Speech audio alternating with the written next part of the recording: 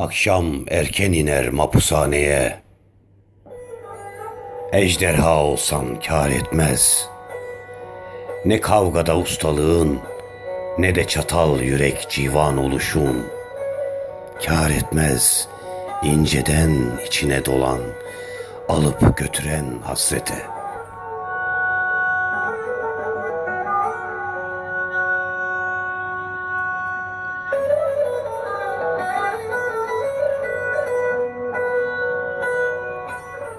Akşam erken iner mapushaneye, iner yedi kol demiri yedi kapıya.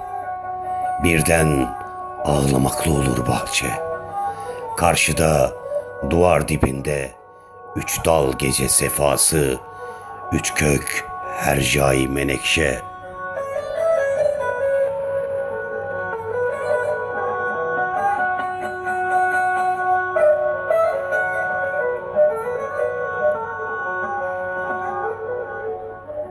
Aynı korkunç sevdadadır. Gökte bulut, dalda kayısı. Başlar koymaya hapislik. Karanlık can sıkıntısı. Kürdün gelilini söyler Malta'da biri. Ve hep olmayacak şeyler kurarım. Gülünç, acemi, çocuksu.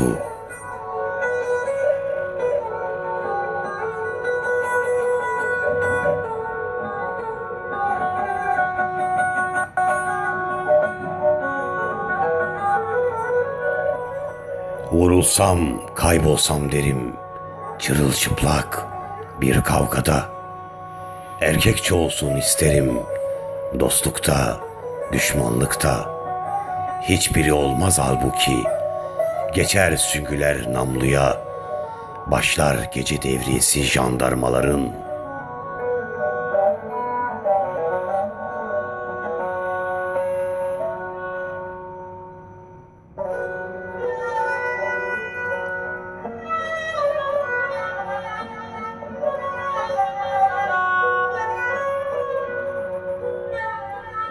Hırsla çakarım kibriti, ilk nefeste yarılanır çıkaram. Bir duman alırım, dolu bir duman, kendimi öldüresiye. Biliyorum sen de mi diyeceksin, ama akşam erken iner mapushaneye ve dışarıda delikanlı bir bahar. Seviyorum seni çıldırasıya.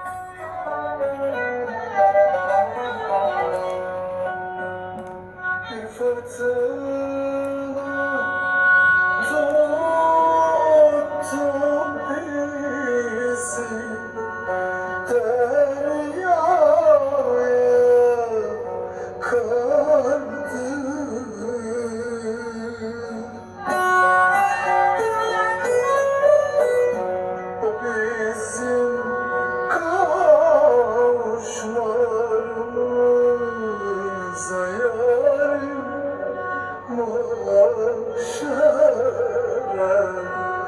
kaldı.